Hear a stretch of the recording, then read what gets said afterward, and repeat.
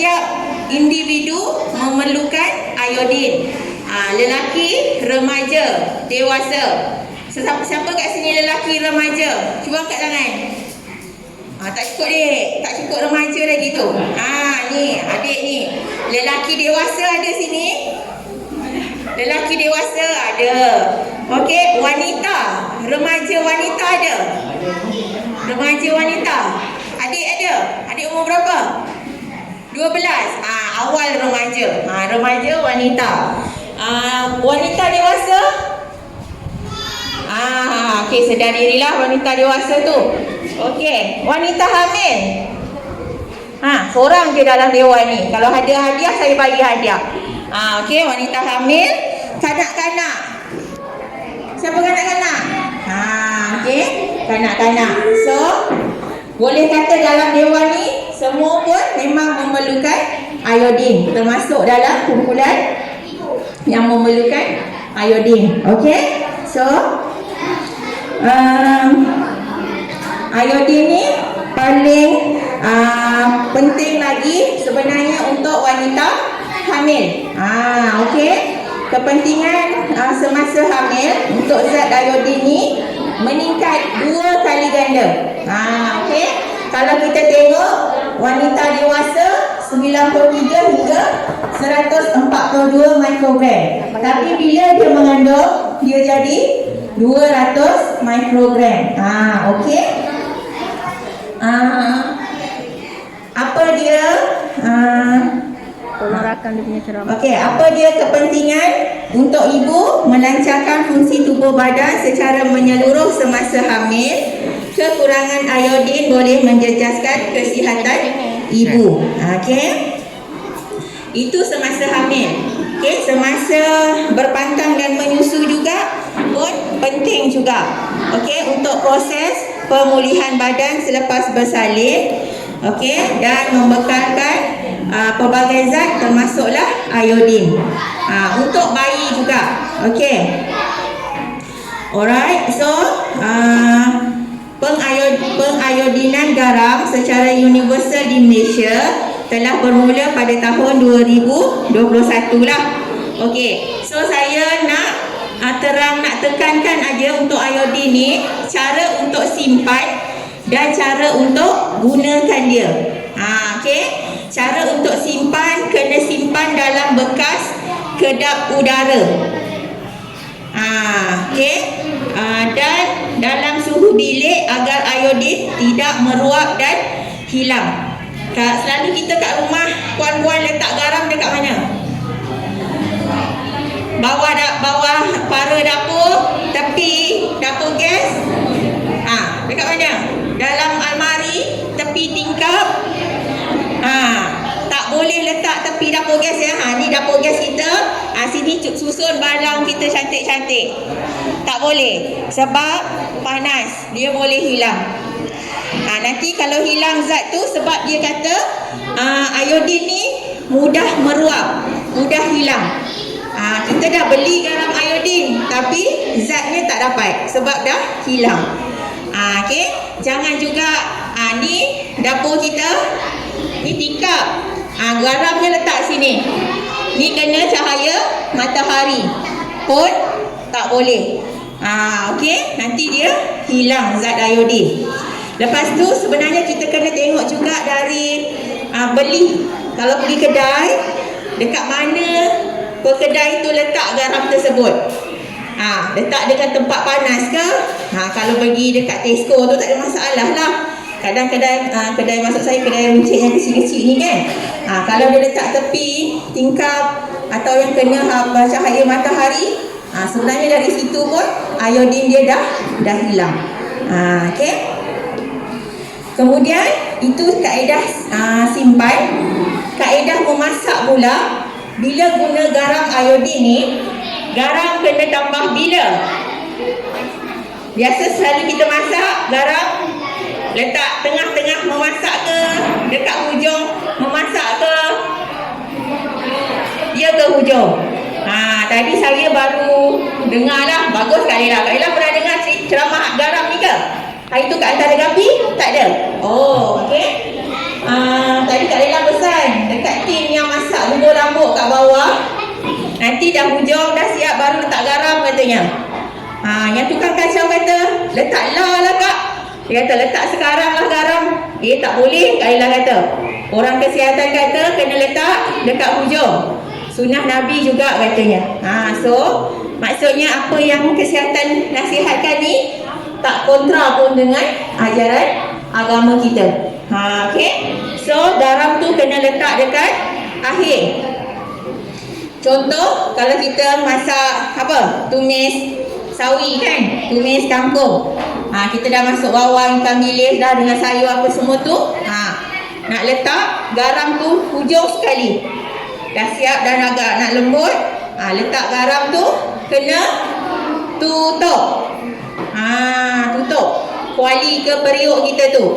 Barulah iodin tu tak meruap keluar. Kita tutup dia. Lepas tu padamkan api. Itu cara yang betul menggunakan garam iodin. Okey, itu je mesej yang saya nak sampaikan untuk garam iodin. Sebab ramai antara kita memang tak perasan yang garam isi rumah sekarang telah ditambah iodin. Tengoklah, dia memang perempuan tak akan jumpa garam yang tak ada iodin.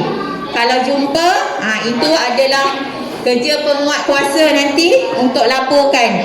Sebab itu merupakan satu kesalahan pengilang. Sebab dia tak, sama ada dia betul tak letak ataupun dia paket tu dia tak tampalkan. Okey? Ada nak tanya pasal iodin? Okey? So lepas ni perempuan masak, kena letak garam dekat hujung. Lepas tu tutup. Kalau puan tak guna cara tu, puan tak akan dapat zat iodin, dapat garam je. Okey? Right, itu settle yang pertama. Yang kedua, saya ada kongsikan juga garam ni. Kandungan garam dalam makanan. Yang ini sebagai peringatan kita bersama. Ni bulan puasa. So ni lagilah kita dekat fasa tengah-tengah dah. Ramai yang mengadu tak ada selera dah nak sahur, tak ada selera dah nak berbuka, nak makan. So ramai yang memilih untuk cari yang masing-masing biasanya. Kan biasanya bulan puasa ni lah kita cari ikan masing, telur masing. Okay, yang mana dia akan meningkatkan tunas rasa kita. So kalau perempuan tengok dalam pamphlet ni, dia ada 3 warna. Yang hijau ni yang rendah garam, yang kuning ni sederhana, dan yang merah ni makanan tinggi dengan garam. Okey. Dia bagi ikut point. Lagi tinggi point tu maksudnya lagi tinggi kandungan garam. Okey. Saya rasa yang ni perempuan boleh tengok sendiri ya. Ingatan kita bersamalah. Kalau dekat yang tinggi garam ni, contoh dia apa? Pertama sekali, serbuk perencah nasi goreng, cube stock, ikan bilis ke ayam ke, garam halus nombor 3. Okey, belacan nombor 6. Belacan ni ramai kan?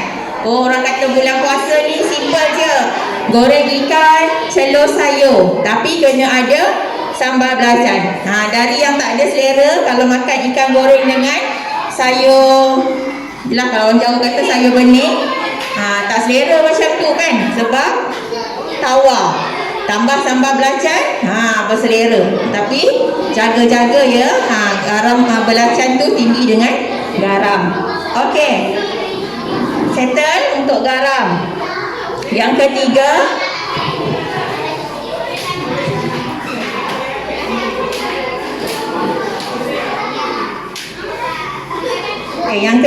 saya nak sentuh tentang piramid makanan. Ini pun yang baru juga keluar masa kita PKP. Pertamanya saya nak tegur pihak urus setia lah, pihak tuan rumah.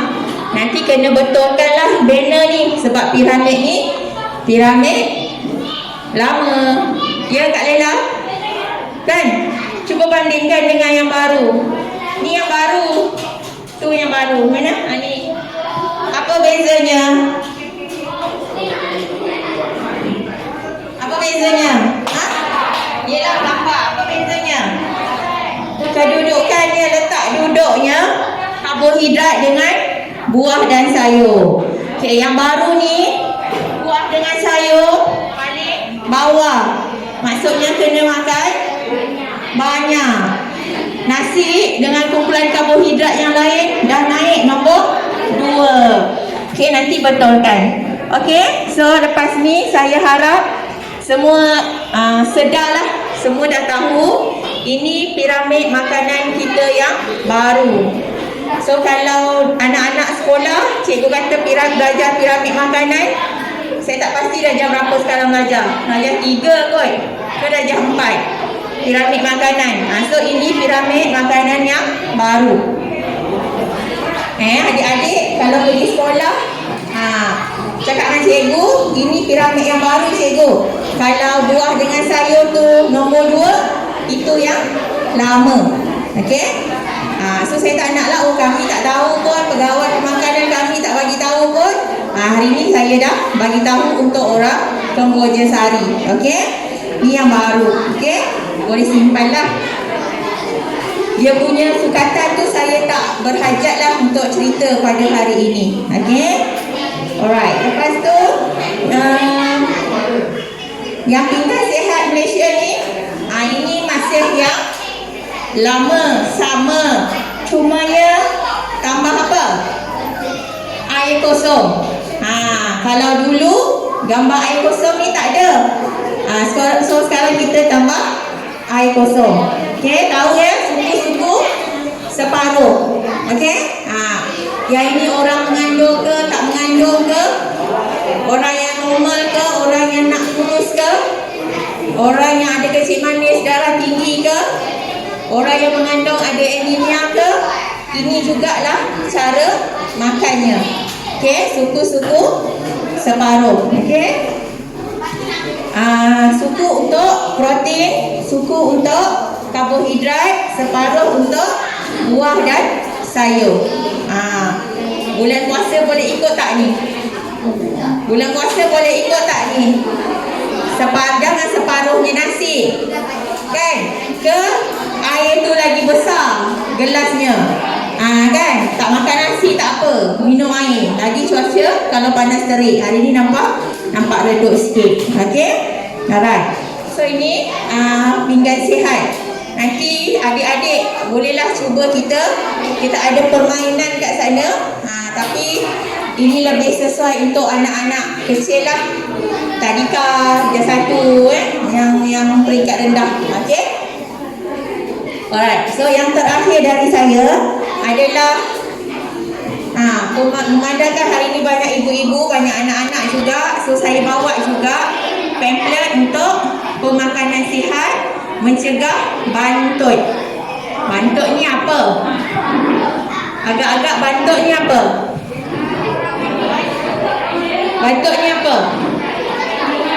Itulah dia makan nasi tak dengar lah kan. Dia dah bising, lepas tu tak nampak gerak mulut. Okey, agak-agak bantut ni apa pun? Ketinggian tak cukup.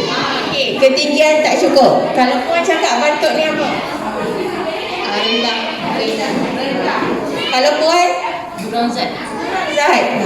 Okey, bantut ni lebih kata tinggi tak sesuai dengan umur.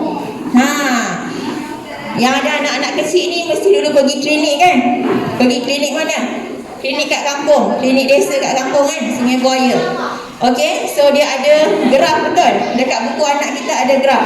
Ada graf berat, ada graf tinggi, ada graf BMI. So bantut ni dekat graf tinggi. Bila kita plotkan dekat tinggi, katalah umur setahun. Tinggi berapa? Katalah 80. So dia masuk dekat kawasan merah atau kuning. Bukan yang putih. Itu kita namakan dia bantut. Agak-agak apa sebab bantut ni? Apa agaknya sebab bantut tak cukup tinggi ni? Tak cukup tidur. Mak cukup tidur. Mungkin juga. Betul. Saya setuju juga sebab ramai sekarang anak-anak kita ni yang tak cukup tidur. Tidur lambat. Lepas tu terpaksa bangun awal untuk pergi sekolah. Nanti bila kat sekolah mengantuk. Yelah, ini bulan puasa tu lainlah ceritanya kita bangun sahur. Tapi maksud saya ni dalam keadaan biasa. Bila saya jumpa pasien kat klinik, bila tanya anak tidur pukul berapa, mak kata, oh lambat, 12, 1, seawal umur anak 2-3 tahun. Pukul 12 tak tidur lagi. Lepas tu saya tanya, puan kerja kan? Kerja? Siapa tunggu anak? Terpaksalah katanya. Betul tak? Mak pun tak rehat, anak tu pun tak cukup tidur. Agaknya kenapa anak ni tak tidur? Tak tidur awal. Mungkinlah gadget, main telefon, ataupun mungkin ada mak sendiri, mak ayah yang memang tidur lambat juga. So anak ikut, jadinya tidur lambat juga. Okey, ataupun apa lagi? Mungkin dah jadi budaya kat rumah tu, biasa tidur lambat. Okey, so apa lagi selain daripada tak cukup tidur? Bantut ni. Selalu orang cakap waktu keturunan. Dia tak salah pemakanan lagi. Alah puan, dia kata ayah dia pun rendah, tengok saya pun rendah. Nenek dah, dia sebutlah nenek pun rendah. Entah ya entah tidak, saya tak tahulah. Saya tak kenal pun untuk nenek dia kan. Dia kaitkan dengan keturunan. Tapi itu semua sebenarnya bukan punca utama. Yang utama adalah pemakanan dia. Saya nak kata dia berkait juga dengan tadi kekurangan iodin. Kalau taraf pemakanan mak tak baik semasa mengandung, dia berpunca daripada situ juga. Ada mak yang kurang selera makan masa mengandung.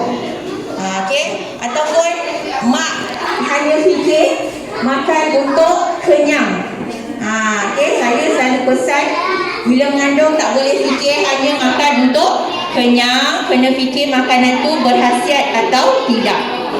Contoh, makan roti dengan sapu margarin. Puan ni saja je tengah-tengah hari terbayang roti dengan margarin. Okey, kenyang tak kalau makan? Biskut, cicah air Milo, kenyang tak?